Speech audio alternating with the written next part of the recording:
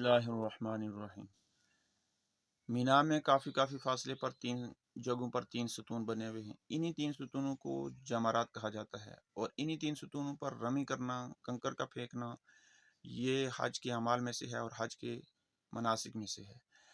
10 ذی الحجہ کو صرف ایک جمرہ پر رمی کی جائے گی، اور وہ بھی جمرہ عقبہ بڑے شیطان پر رمی کی جائے گی۔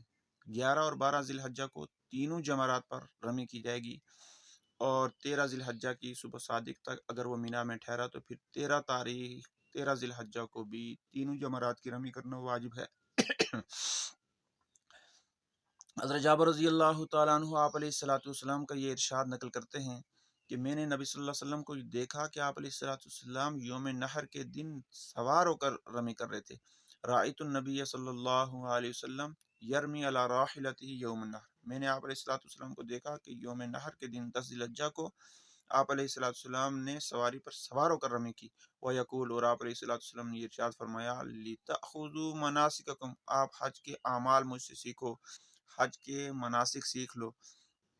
فَإِنِّي لَا أَدْرِي لَعَلِّي لَا أَحُجُّ بَعْدَ حَجَّتِي هَٰذِهِ، شاید کہ اس حج کے بعد میں اور حج نہ کر سکوں۔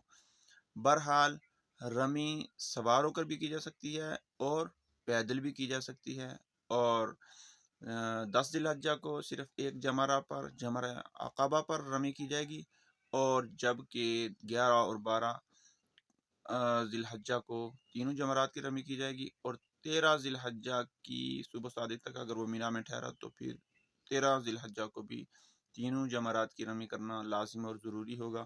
اللہ رب العزت ہم کو عمل کرنے کی توفیق عطا فرمائے، آمین ثم آمین۔